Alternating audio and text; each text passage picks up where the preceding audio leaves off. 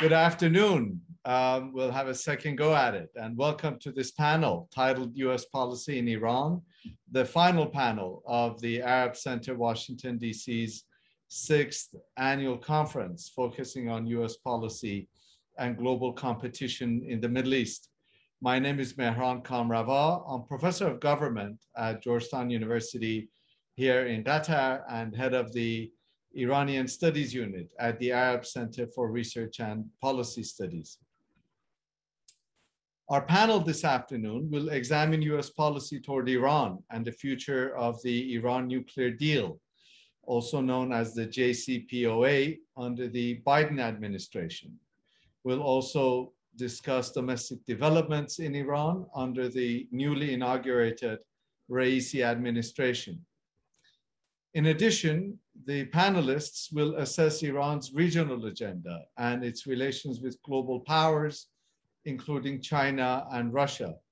They will analyze US sanctions, provide policy recommendations for the Biden administration, and outline the need for a new US strategy in the region in light of global power dynamics, particularly with Russia and China. Joining me today are an outstanding group of experts, people I've read and learned a lot from. Allow me to briefly introduce each of them in speaking order. Ilan Goldenberg is Senior Fellow and Director of the Middle East Security Program at the Center for a New American Security. He's a foreign policy and defense expert specializing in Iran's nuclear program, the Israeli-Palestinian conflict, and the broader challenges facing the Middle East. Negar Mortazavi is a journalist and political analyst who's been covering Iranian affairs and US-Iran relations for over a decade. She's a columnist for The Independent and host of the Iran podcast.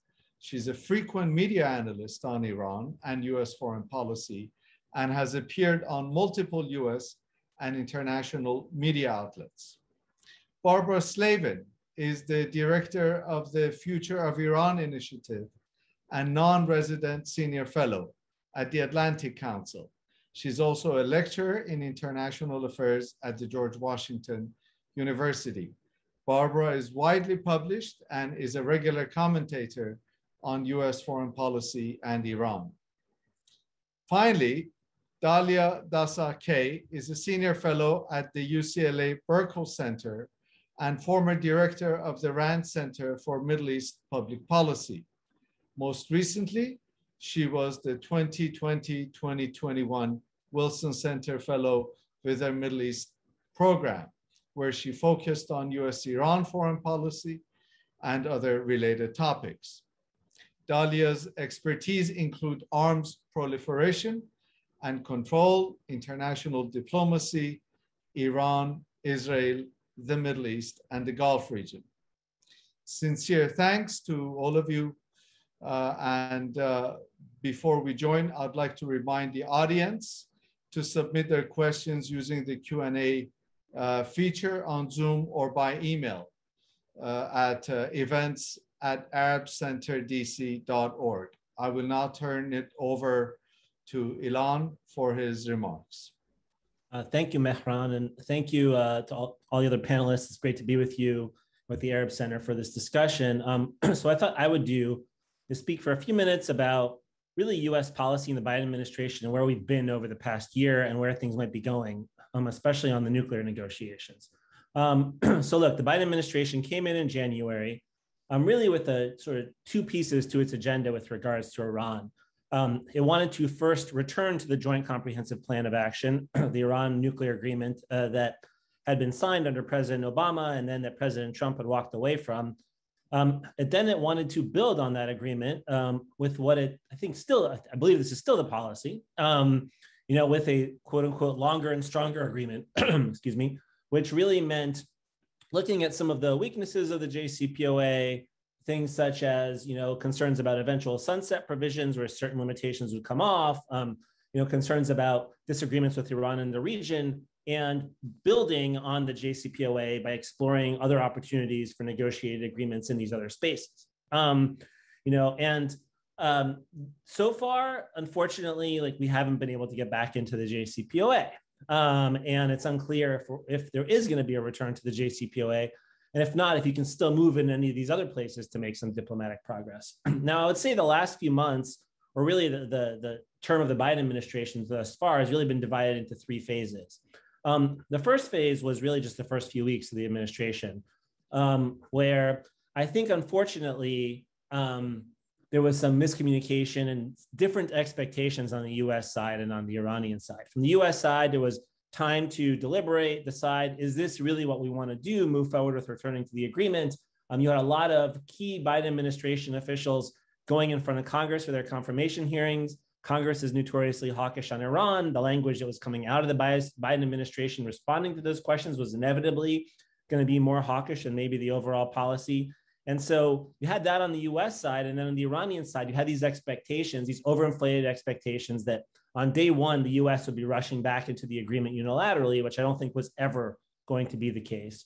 And you also had on the Iranian side, unfortunately, this precedent from the Trump administration where the Iranians had decided they would not engage with the Trump administration unless you had some kind of sanctions relief up front.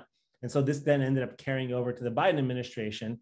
And so the end result of all of this was kind of a frustrating first few weeks, where by the end of February, when the US, together with the Europeans, the E3 and the EU, offers a direct channel of negotiations and beginning talks, Iran rejects it and rejects a direct line of communication with the United States.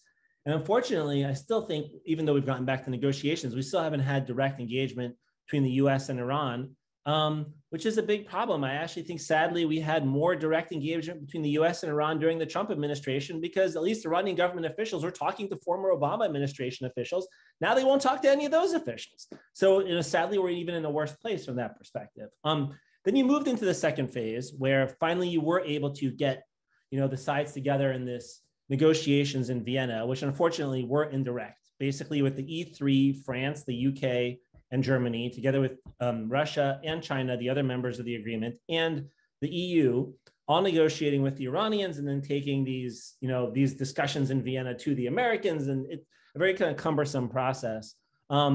Making some progress. The negotiations were about how to return to the agreement, but still some key sort of disagreements. One was in areas of that needed to be addressed. One was, the steps Iran would have to take basically to limit its concerns about the research and development activities Iran had undertaken over the past few years since it left the agreement, and whether some of those steps were reversible or how you would deal with those. That was a concern on the American side and the European side. For Iran, there was this real concern about sequencing, right? The US would prefer a sequence where the two sides take mutual steps to go back into the agreement. Iran's view was the Americans walked out of the deal, so you should first provide the sanctions relief, and then we will provide, we will go back in and meet with our obligations.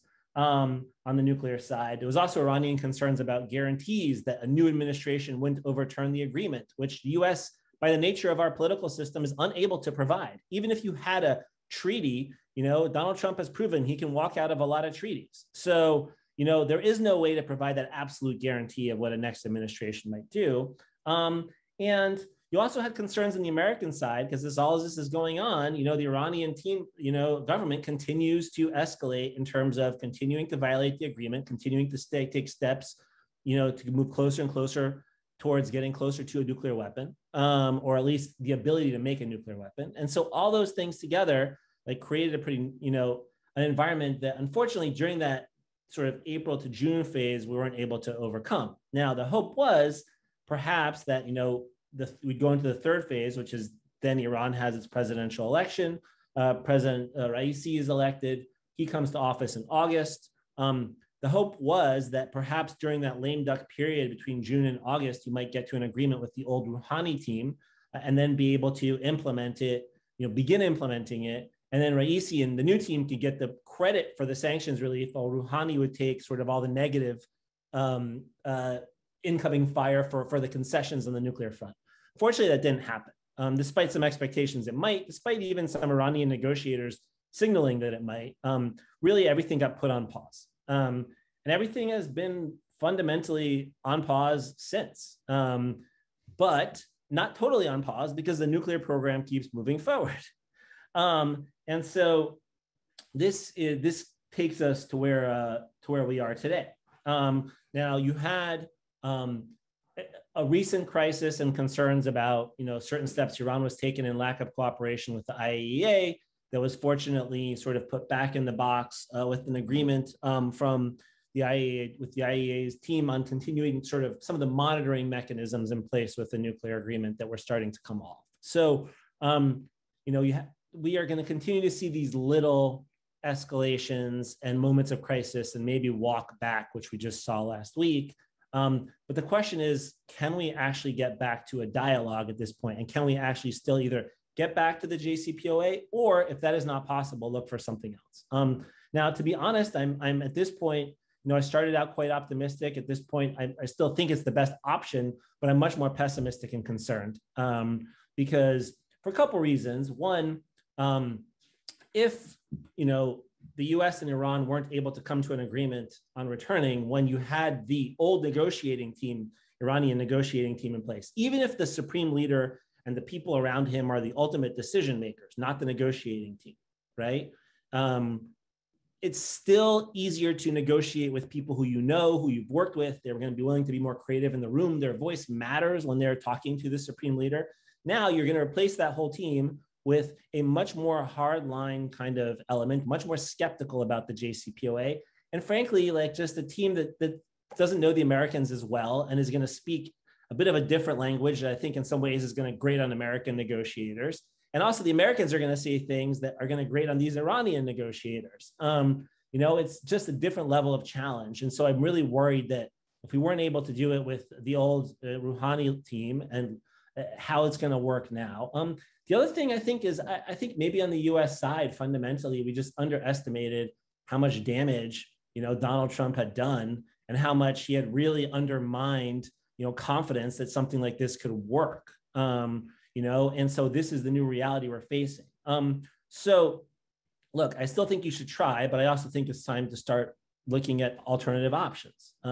I think most likely what the Biden administration will do if we can't get back into the JCPOA is you will continue to see them leave that option open, also be more willing to look at other options, maybe short of a full return to the nuclear agreement, like a little bit of sanctions relief for a little bit of limitations on the nuclear front. You will see the sanctions continue and maybe even get tougher.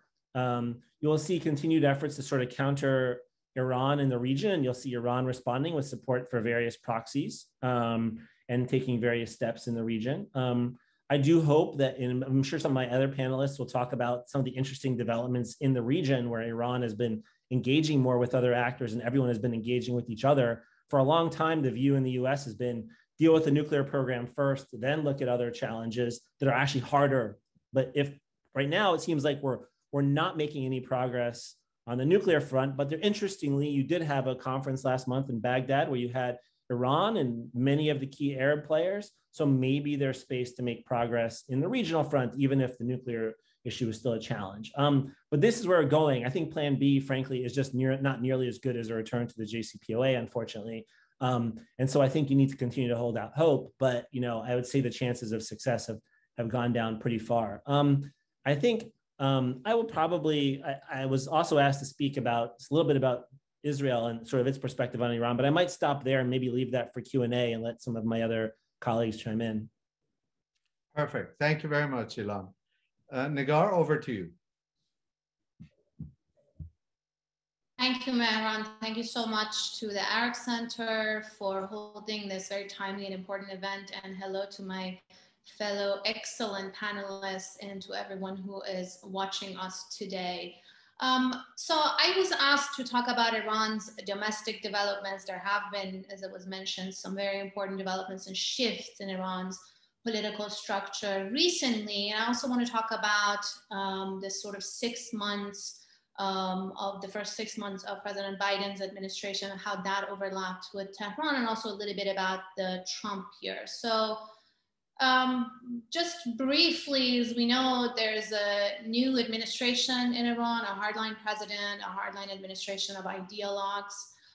with a very anti-Western and especially anti-US stance. They have been very vocal in their opposition to negotiations, to the JCPOA, and the Trump years, the maximum pressure policy of President Trump during those years actually gave more munition to these hardliners. And I believe that their ultimate win or consolidation of power was in fact one of the direct results of those hardline years or of the maximum pressure of President Trump. And it wasn't just the presidency, this previous election, it was also the parliament, the year before that, the Iranian parliament, where the hardliners, of course, with the help of eliminating their main rivals, the moderates and reformists, from the candidates list, they were able to consolidate the Iranian parliament, which was previously controlled mostly by the moderates and reformists. So the Iranian parliament last year was turned over to the hardliners. The presidency, basically the administration, is now turned over to the hardliners, and is sort of a full circle consolidation of power for the conservative hardliners in Tehran after about 8 years of the moderate rule, at least when it came to the administration of Rouhani. It's also important to note that this presidential election, this recent one in Iran, even though the presidential elections are every 4 years, this was the turn of presidency. So this was basically the most important political event in the country for the next almost 8 years. It's very likely that Ibrahim Raisi will remain president if the succession to the supreme leader doesn't become an issue within the next 8 years for 2 terms, which has been the tradition in the Islamic Republic. And so basically what's happened is that the Joe Biden administration will now have to deal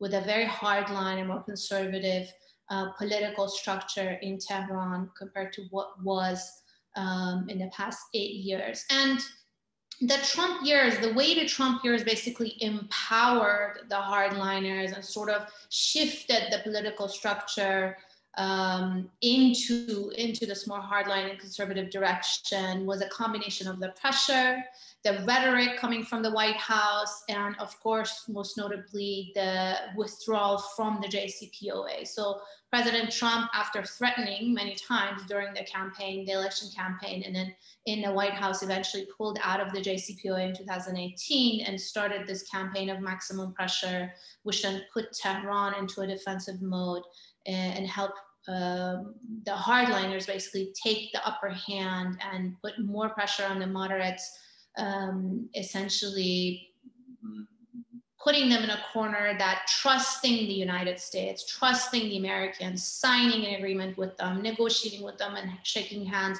basically doesn't mean anything.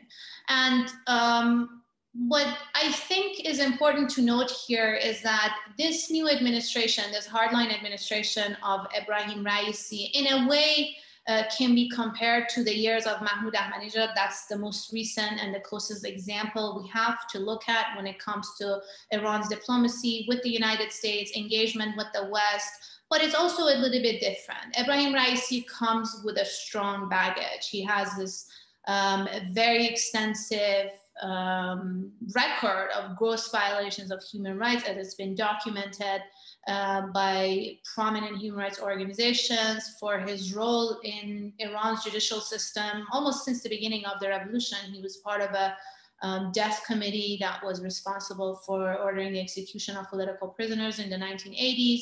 He was again oversighting the Iranian judiciary in the past, in the couple years leading up to his presidency, which again oversaw executions and harsh sentences being handed to protesters and political prisoners. And the baggage that he comes with is not something to be overlooked when it comes to Iran's engagement and relations with the West. It's going to make things more complicated in bilaterals with the Europeans. It's going to make things more complicated, even for simple events like a trip to the UN General Assembly in New York.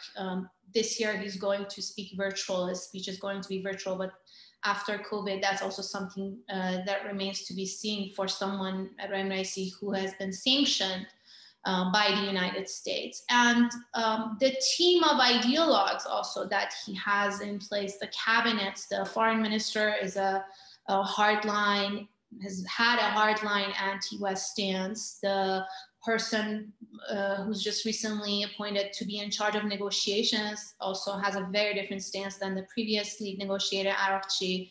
And from the experience of the Ahmadinejad era and from the record of the Ebrahim Raisi team, it just seems like the country is going to take a more hardline direction when it comes to the West, and also try to make a shift to the East, towards China, Russia, and some of Iran's closest neighbors towards the East, basically in Central Asia and East Asia region. There are also, as Ilan well mentioned, there have been overtures and talks of more engagement, better engagement with Iran's Arab neighbors, specifically Arab countries of the Persian Gulf. But that also still remains to be seen, because one other key aspect we need to remember is the difference between this administration and the previous administration is not just in their political stance, it also is about competence. The diplomats and the diplomatic corps basically that came to power with the Hassan Rouhani administration showed not only a different political direction, but also a lot of competence in their negotiations, very tough and complex negotiations with the world powers. And it still remains to be seen, but I'm just skeptical of the level of competence of this new team, even when it comes to dealing with countries that's more in line with their ideology towards the West or Iran's regional neighbors. Ebrahim Raisi himself also doesn't have a track record of much government, basically, experience. He's been overseeing foundations, he's been in the judicial system, but this is a completely new experience for him. And of course, there's this big question of succession to the supreme leader, that Ebrahim Raisi has been groomed and promoted by a certain faction of the Iranian hardline and security forces to eventually be the successor to the supreme leader whenever the leadership ends, if he were to pass away or for any reason. And this presidency is sort of an overture for introduction for him, or a stepping stone to be ready for that succession if and when it does happen. And I finally want to talk about the first 6 months of President Biden's administration, which I think was a golden window of opportunity and has been missed, unfortunately. And this has happened in US-Iran relations over the past 2 decades, more than the past 2 decades since the mid-90s, that there have been these short overlaps with the pro-diplomacy, let's call it the pro-diplomacy camp in Tehran and the pro-diplomacy camp in Washington. But the overlap has been short and the time has been lost, and it wasn't very effectively and successfully used for improving the relations, except for the second term of President Obama and the first term of Hassan Rouhani, which we saw the result of which was the JCPOA and the nuclear negotiations. We had been warning me, and I know some more of my colleagues and other analysts, that this window of opportunity is important, is not something to be missed, and that President Biden should prioritize a return to the JCPOA. I think a return to the JCPOA could have been made easy and simple. It could have been done in the form of an executive order. He didn't need to lift all sanctions per se, but the return to the table, to the framework of the JCPOA would have at least make these negotiations easier. As Ilan pointed out, they have to now indirectly negotiate in 2 different hotels, and with the Russians and everyone else, Europeans, shuffling between these 2 buildings. At least the Americans could have joined the JCPOA, sit back at the table, and then negotiate a sequencing of a full return to compliance. Because as it is right now, it's still basically the Trump policy continuing. The United States is still outside the JCPOA and the sanctions are still ongoing. Iran is dealing with COVID, a lot of domestic issues. And the expectation for President Biden to take this step and to spend the political capital, he had to spend serious political capital in Washington to make this happen. That hasn't happened. And from Tehran's viewpoint, basically they waited for President Biden for nearly 2 years. When President Trump pulled out of the deal, Tehran decided to stick to the deal, start reducing compliance, but not leave the JCPOA. And there was this talk that they would wait this president out. There's a chance that a Democrat will come and there'll be a return to the JCPOA, and then the train basically didn't start moving into that direction. And that didn't happen, unfortunately. The negotiations didn't start until almost 4 months after the start of the presidency of Joe Biden. And also from Tehran's viewpoint, the US is still outside of the deal. They won't sit at the same table, they won't negotiate. And the return to the JCPOA has become much more complex and difficult. So looking ahead, just finally, I think the road ahead is complex, is more difficult than it was during the 6 months, this golden window of opportunity. As Ilan was saying, if the Biden team couldn't do it with the moderates, it's just going to be even more difficult with the hardliners. And if a return to the JCPOA doesn't happen, because the reason the JCPOA had to be first was that that was a stepping stone for more complex diplomacy with Iran. If a return to the JCPOA doesn't happen, or some kind of an interim deal that would eventually put this nuclear issue back into the box, I'm very skeptical of US and Iran, Tehran and Washington, sort of being able to agree or work on anything else beyond the nuclear program. Iran and the neighbors, it's a different story. There may be bilateral or direct engagements there, but as far as Tehran and Washington, it seems like it's a very clear line coming from Tehran that it's either a return to the JCPOA or nothing else can happen before that. I'll just stop here, and I'm happy to answer any questions. Moving on. Thank you, Negar. That was excellent. Barbara, we now turn to you.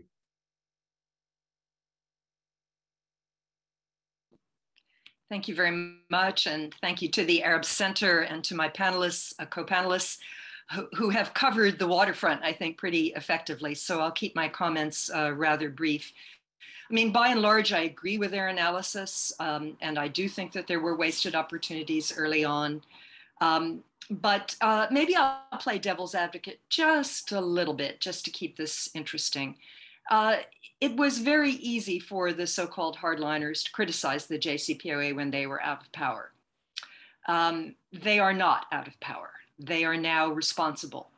And I have seen some indications here and there that after making a show of being more difficult and putting in new conditions for an agreement, they will actually return to the agreement.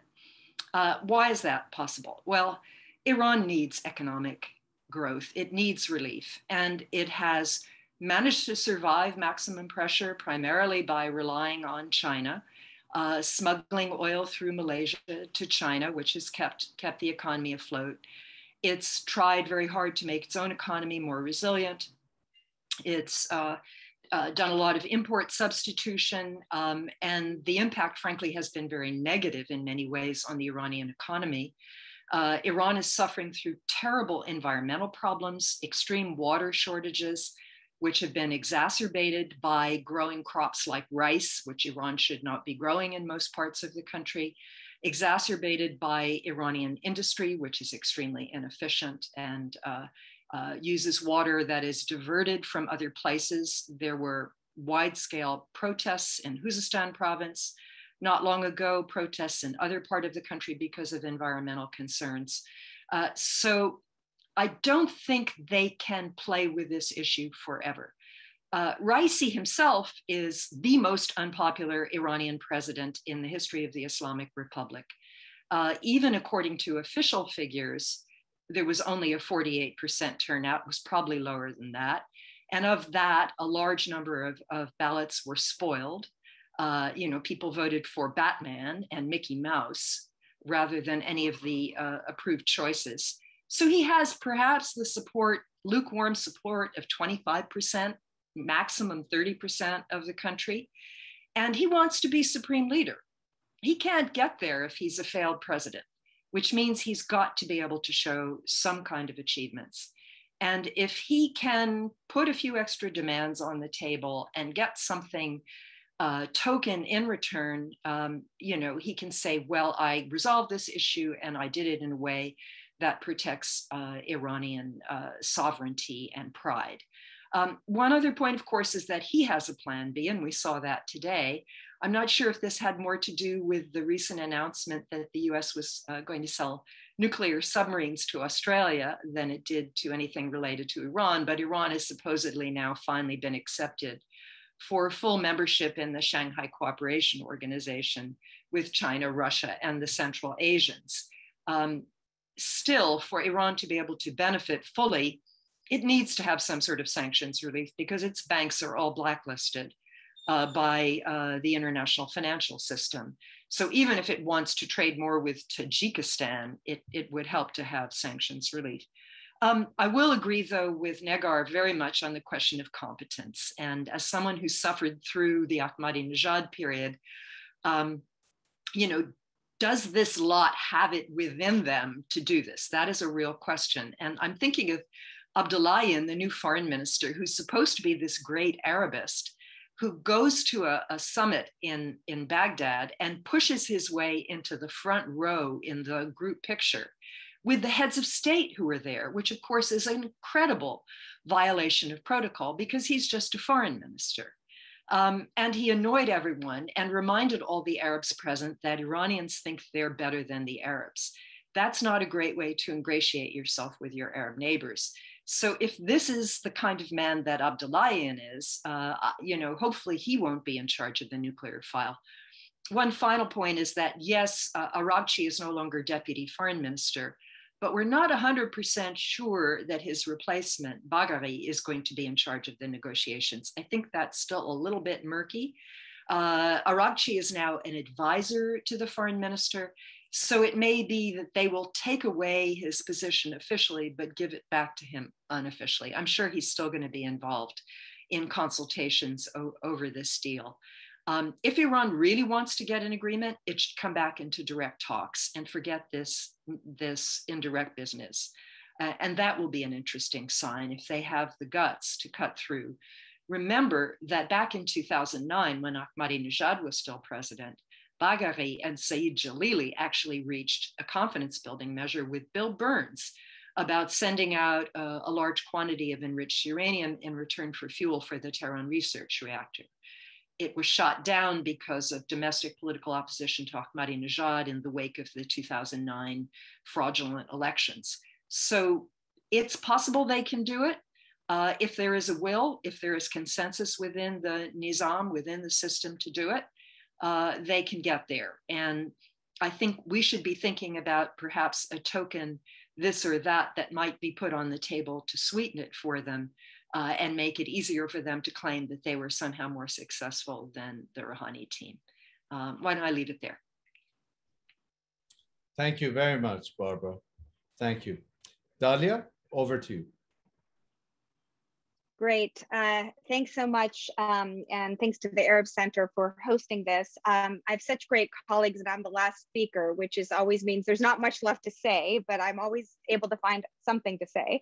So I'm going to just make a few points focused more on beyond the JCPOA, the future of US Iran and some of the regional developments that were mentioned, and then make a couple points on the geostrategic competition and the ways in which that might affect future US strategy toward Iran and the region. And I know that is the theme of the conference.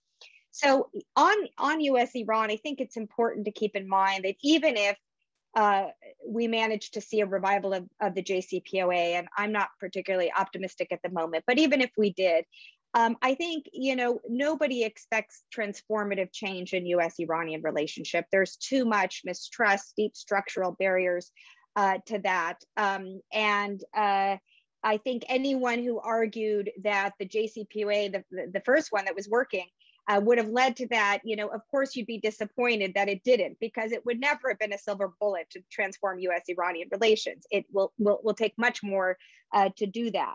So I think that's important to keep in mind. The other thing is, even if the JCPOA is revived, we are not going to see a calming down in the broader neighborhood. It will be better, But for example, Ilan deferred to speak about the Israelis, but after the original JCPOA, the Israelis in fact increased their campaign against the Iranians in Syria in particular. Their concerns are about Iranian influence and exertion of power through their militia forces in the neighborhood, especially Syria, Iraq sphere. And you saw repeated attacks, and they continue to this day. You also have the problem of Iranian-backed militia forces attacking US bases in Iraq. That is continuing to this day. So even if we get a revived JCPOA, that's not going to go away. We still have a lot of problems in the neighborhood. One thing that would improve with the JCPOA most likely, and you're already seeing indications of it, is there may be more of an agreement with the new Israeli government. Their strategy really hasn't changed. The new prime minister calls it the death by 1,000 cuts. It's still a strategy of keeping the pressure, including kinetic pressure, on the Iranians. But you do see interest in having less confrontation with the United States, keeping disagreements behind closed doors, and less likely for there to be a surprise sabotage attack, let's say, against Iranian nuclear facilities like we saw in April.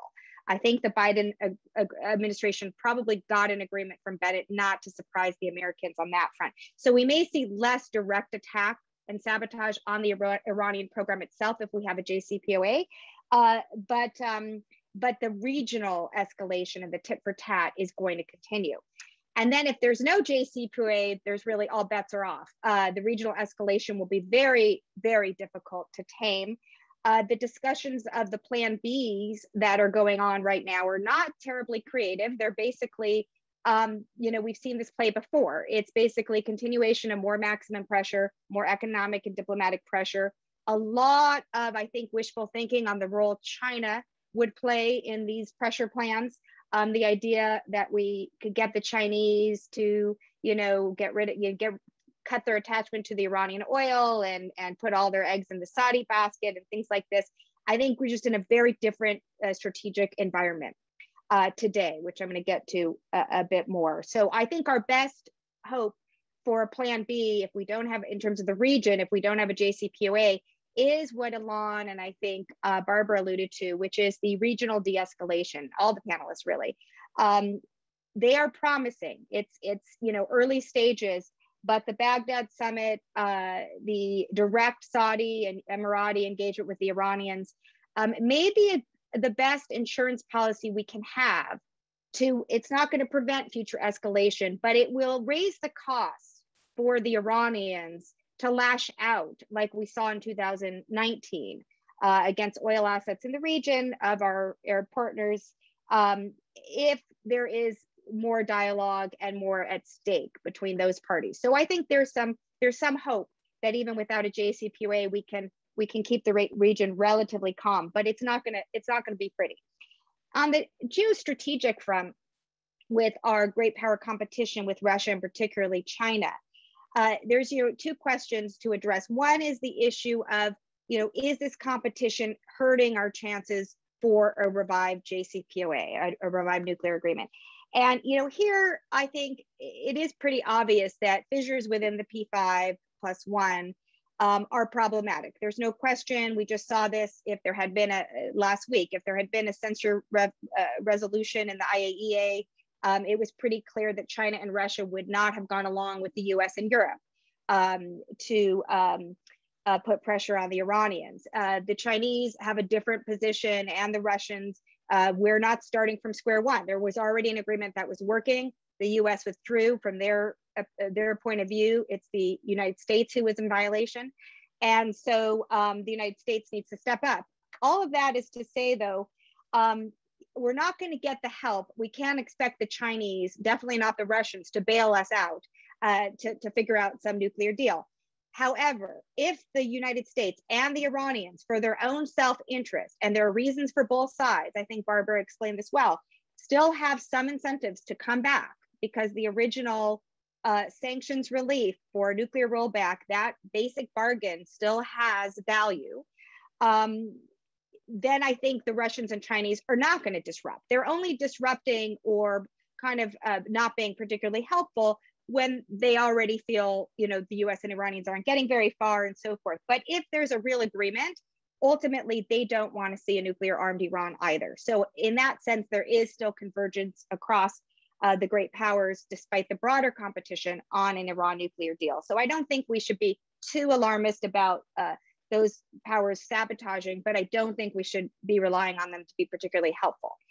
Then finally, on the broader question of US strategy toward Iran and the region, and one thing I think many of us or some of us are getting a little bit concerned about is framing the new focus in the region through the prism of the China threat.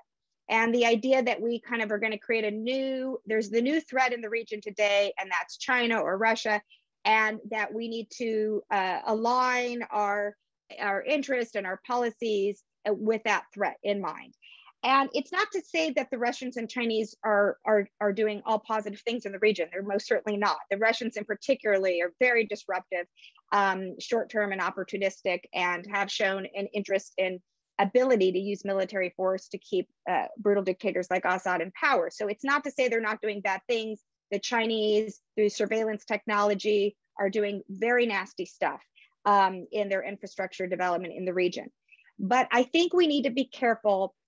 In US policy, we have this tendency to need a new threat, a new frame, something to be against. And I think there are some costs to doing that.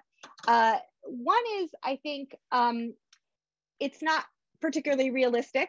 We're not going to be, just like we can't push Iran out of the region, we can't push China out of the region. China has strong economic interests, less military, more economic. And China is going to keep all the powers in the region, all the regional players are going to keep hedging. This has been going on for 20 years. This is not new. And with more multipolarity in the international system today, we cannot expect regional players to say, okay, China, Russia, US is showing real commitment. We're going to stick with you now. That's not how the region works. So I think it's not a particularly viable strategy. The other thing is that we have to recognize that China, we shouldn't be alarmist. China is not about to overtake the Middle East. The United States still has significant advantages.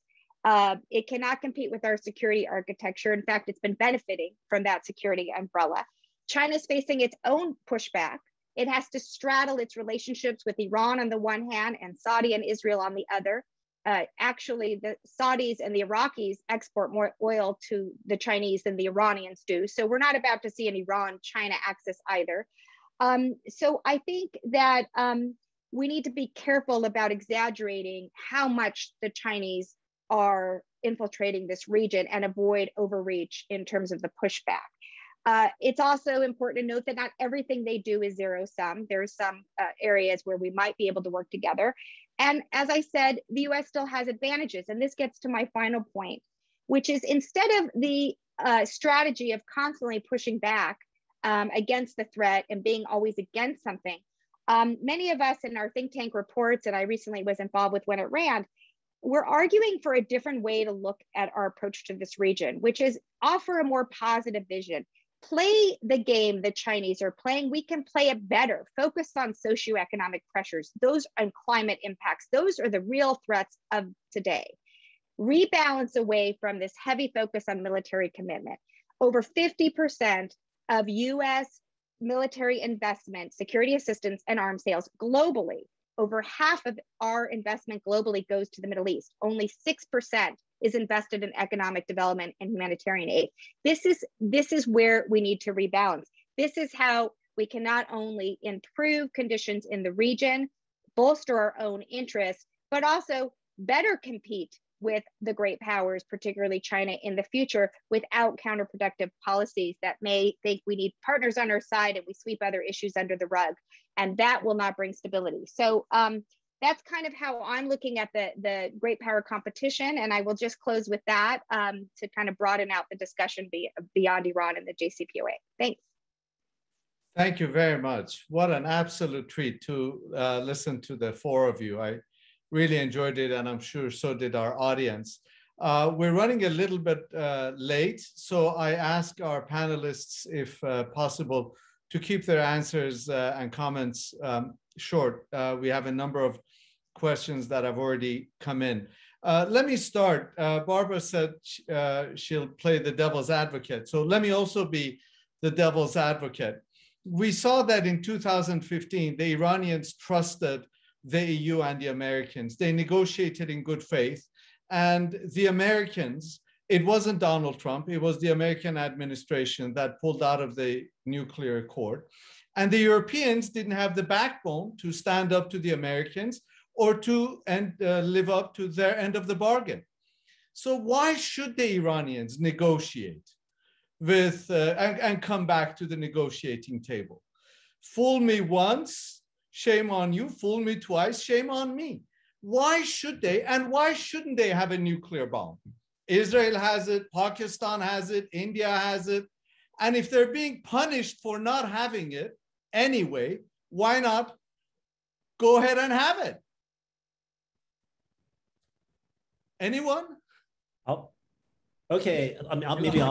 I'll chime in, and I also wanted to respond to a couple of other things folks have said. But although I largely agree with pretty much almost everything that's come up. I mean, one is that Iran is still under severe economic sanctions that are being levied by the United States. And the one thing the Trump administration did prove is it wasn't that the Europeans couldn't stand up; it's the European companies aren't going to do business. That's the reality. The European countries were willing to explore ways to keep the end of the bargain, but the way the private sector works is the US market is just a lot bigger and more influential than the Iranian market. And so does Iran want to sell its oil? Does Iran want to get access to its reserves? If it wants those things, it's going to need to come to a deal. Now, so what I would say is look, I can't tell you who's going to be president in 3 years or 4 years. So you don't have to think of the deal as what's going to happen in 4 or 5 years from now. The question is today.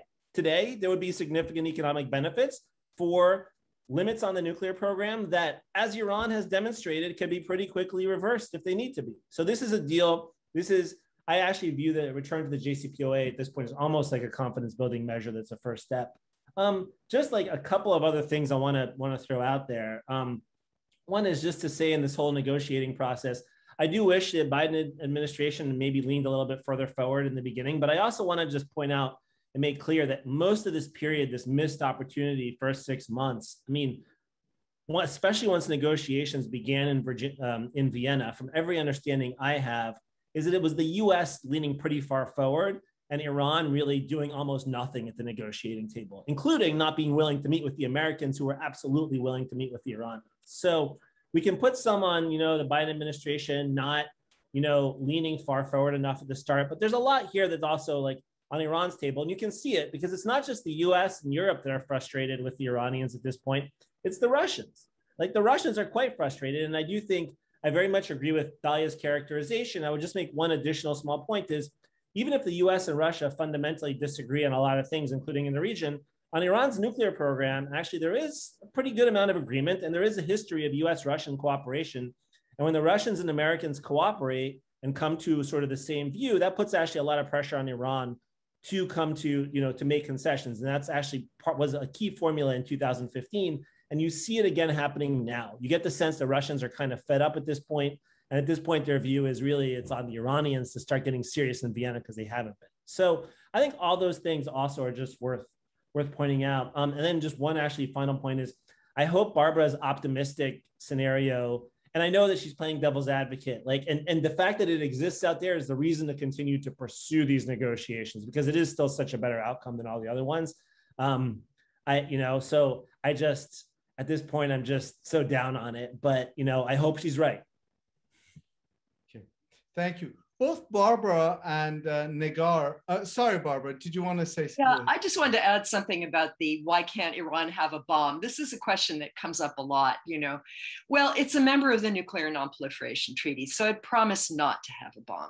But there's another factor, and that is Iranian propaganda, Iranian rhetoric still, calls for the destruction of Israel as it is currently constituted. And you can't have a bomb and have rhetoric like that. It doesn't work. Israel has 90 nuclear weapons, according to SIPRI. Nobody ever talks about them. Why? Israel doesn't talk about them. Israel doesn't threaten to destroy other countries with them.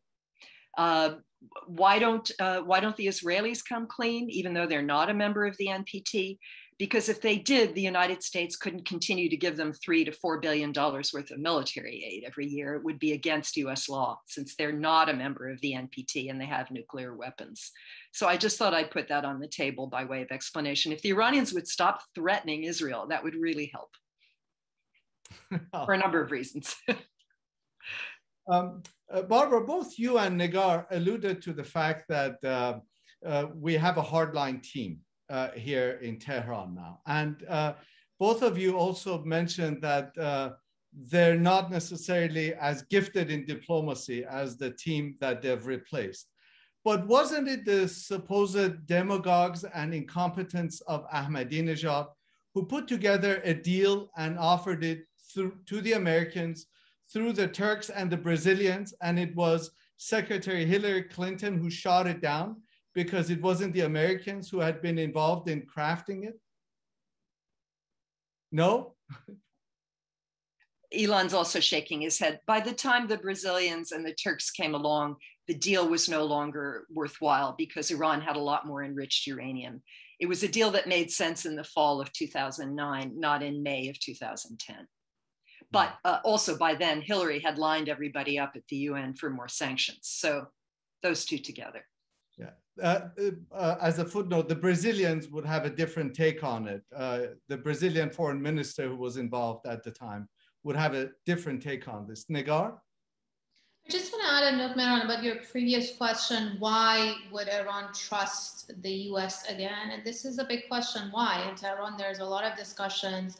Pre the JCPOA, it was the hardliners warning that you can't trust these Americans. They're going to shake your hand and go do something else.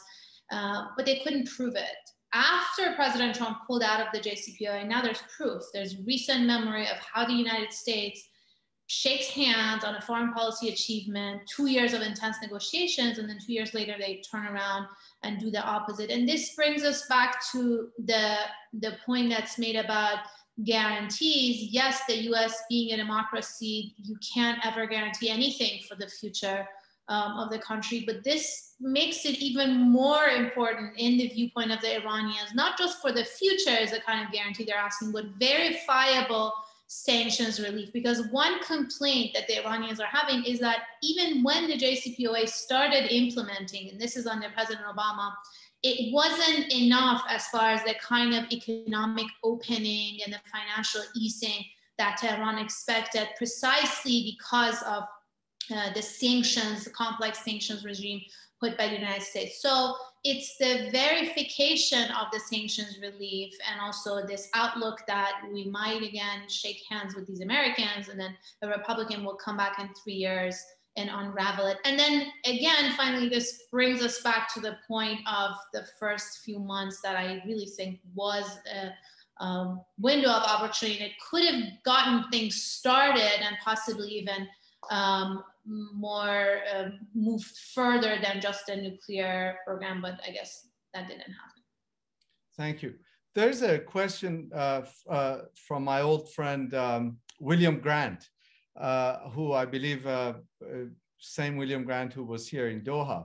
Why is no one talking about the amount of plutonium, not uranium, that Iran does not possess? Any professional military industry would avoid building a uranium bomb due to safety and miniaturization limits. If we follow the logic, Iran is still far from a bomb. Dalia, would you care to comment on that? Yeah, I think, look, the plutonium route was taken out with the JCPOA, and that the focus is on enrichment because that's where the violations are taking place. Well beyond the limits that were agreed to in the original JCPOA. So it's clear Iran was considering and testing both paths, but the Iranian path is the worrying one. I would agree, though, that you know, some of the articles like this last week in the New York Times were very alarmist on this. You know, 1 month away from a bomb. You know, the headlines. We know that, first of all, that's not clear. That's the U.S. government's official assessment. Also, we're talking about away from the ability to produce. We haven't gotten to the question of intention, warheads, There's a lot of factors that go into being able to weaponize your enrichment material. So I think we, to use the expression the administration was fond of in the early months, we're a long ways away. I don't know if we're a long ways away, but we're closer than we'd like to be. We're not that 1 year away breakout time, which is what the JCPOA was aiming for and succeeded in getting. But we're not going to see a breakout overnight, and we do have still very good inspection systems. Now, it's not as good as it was before, and that's one of the worst and most worrying aspects of Iranian violations is the lack of transparency right now. But that said, it's still much more transparency than we had with just NPT safeguard agreements. So these are very good reasons of why the JCPOA is worth keeping. It doesn't solve everything, but it sure helped. And so I think that's important. I just want to make one point on sanctions, that discussion earlier about why would Iran still want this deal? And I completely agree. The core crux of the bargain is still there. They want the sanctions relief, but it is true. Negar mentioned, and I've heard this a lot from Iranians, even under Obama, there was disappointment because European governments, as Ilan said, cannot control private sector companies. And there's just so many layers that would have to be unraveled for the private sector to have the confidence to go in. And the other factor I think that's a problem is that I think we may have differing assessments of the effect of sanctions continuing. My understanding is in some, and I'll be interested in my colleagues' views, some Iranian thinking on this is that their sanctions are starting to have diminishing returns, not just because of China's willingness to continue trade and oil imports and so forth. But over time, there's just fatigue. This is a global problem. We've overused this tool and it is having diminishing returns. And so I think there may be a calculation they can just hold off until they can get better terms. So that's one possibility. And then on the other side, you have some in the American camp thinking, actually, we just need to give pressure more time. Maximum pressure would have worked. We just have to give it more time. I don't know when the end date will ever be, but that's my concern. Just like in the beginning of the Biden administration, there may have been an overconfidence by each side that they had more leverage than they really did. And so I think that's some of the dilemmas of getting back to this arrangement is there may be really a gap between perceptions of the effectiveness of sanctions, the effectiveness of pressure, and how much leverage each side thinks it has. Thank you. Thank you. I just want to remind us that, incidentally, as a footnote, we saw these headlines that Iran is 6 months away from a bomb or a year away from a bomb, first in the 1990s, if I'm not mistaken. And I think we all remember these headlines. Every once in a while, they pop up. Doesn't mean they're not, maybe doesn't necessarily debunk the latest one, but we've seen this before, going back to the early 1990s. There's another question that says, it's rumored that Russia helped North Korea with a recent long-range nuclear-capable missile. Do you think Russia will render the same assistance to Iran? Ilan? Sure, I'll take that. I mean, actually, let me also say one thing, Mehran, about the 6 months and a year. These numbers of how long it takes, it's always very much a measure of how long would it take Iran, first of all, just to get the material necessary for a weapon if, and here's the huge if, it were to make the political decision to do so, right? So to actually get to a nuclear bomb requires doing a whole bunch of things that are highly controversial and very damning and would likely be caught by by intelligence agencies across the world. And could bring major consequences for Iran, which is why the Iranian strategy over all these years has been get closer, leave open the option, but don't take those very frightening steps. So when I was working in the US government on these issues, the Pentagon, almost 15 years ago at this point, yeah, that was the assessment. We're 1 year away from a nuclear weapon if they'd make the political decision to do it. On the Russians, I think, look, the Russians will be happy to sell weapons to the Iranians of conventional weapons, but they're not going to provide them, I think, with assistance on their nuclear program or weaponization, because I think they see, the same reason I was describing before. The Russians have, even when the US and Russia disagree on so many other things around the world, including in the Middle East, the Russians see an Iranian nuclear weapon as fundamentally destabilizing for the region, and they don't really want that. And they have been pretty clear about not wanting that for a long time. which is why they've been more constructive in these negotiations throughout. And so as long as that remains the case, I don't see them helping Iran's nuclear program or elements that could help them weaponize the program. Thank you so much. Barbara, Iran and its neighbors. There's a question under Raisi administration. Can you just elaborate on how you see that direction evolving? Very briefly, if you would, please. Yeah, I think that, as I mentioned, despite Abdullahian's rather gauche move in Baghdad, there clearly is an interest in restoring relations with Saudi Arabia, which I think would be great for both countries. Toning down the problems with UAE, we've already seen that. Thanks to the stupidity of Mohammed bin Salman, Iran already has better relations with Qatar as a result of the blockade. Iran has reasonable relations with Kuwait and Oman. Bahrain will do whatever the Saudis tell it to do. So, you know, I do see some prospects there. I think one of the problems, though, I mean, the Saudis mostly want to get the war in Yemen over, but the Houthis have a mind of their own. And I'm not sure at this point that the Iranians could tell the Houthis to stop fighting and they would do it. They seem to be continuing to make progress on their own. And again, Saudi miscalculation has only led to a stronger Houthi movement and more division in the country than there even was before. But yes, some de-escalation there. Iran is also very worried about Afghanistan. We haven't talked about Afghanistan. I mean, even though Iran crowed when the US withdrew and said, you see, you can't trust the US. Now they're stuck with more refugees and with an all Taliban regime in Kabul. No Hazara representation, a lot of concerns about what's going to happen to ethnic minorities and religious minorities in Afghanistan. And of course, Iran profited from all the money that was being dumped on Afghanistan. It was a great place to get dollars and to do business, to do black market business.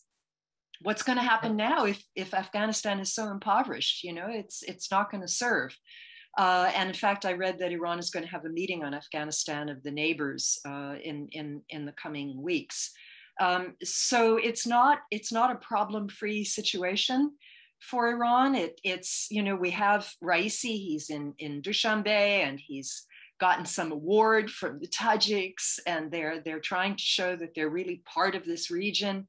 But there's a lot of distrust and certainly not the same agendas in a lot of these countries. So we'll see how much Iran can benefit. With Iraq, Iran is in good condition, but Iraq is not doing very well. So again, Iran's partners are largely failed states. So it has influence, it has power, but Lebanon's a basket case, Syria's a basket case, Iraq is in trouble. I don't know. I mean, does it help to have friends like that? I ask. Perfect. Okay, great. That's a very good question. Dalia, just very quickly, do you think Iran will become a further bone of contention in US-China tensions? Yes, I do. No question that has been Iran's play. To use China as the hedge on protection insurance policy. And the geostrategic tension between the US and China is not helping that, right? That incentivized the Chinese to play this a little bit. But that said, I think for all the reasons I suggested, there's going to be pushback against China completely going all in with Iran, because it does have really critical relationships with close US partners in the region. Saudis in particular, Iraqis, those are the two that they rely on for oil imports even more than Iran. Arms sales are the relationship with Israel on trade, economics, infrastructure. So I think that's not going to be a for sure thing. And just one point, I think, on where we're headed in terms of the region and de-escalation and talks on regional issues, non-nuclear. There was, I think, a hope or thought that the JCPOA would be the platform for all these broader regional discussions. But what's clear now is even if the JCPOA survives, and I think it would be a good thing from a non-proliferation perspective, but even if it does, the direction of regional talks are moving in the region and not always with the US at the table. And that's not necessarily a bad thing. And we see this in Tajikistan now, where there's discussion on Afghanistan. We saw it in the Baghdad conference, and we'll see how it progresses. But I think the idea missiles you mentioned are going to have to be discussed in a regional setting, because the Iranians are never going to scale back their missile program, if ever, if there are not others at the table, and dealing with other conventional weaponry. So I think the US should be part of those discussions, but we're not going to be able to dominate them anymore. It's just not the world we're living in.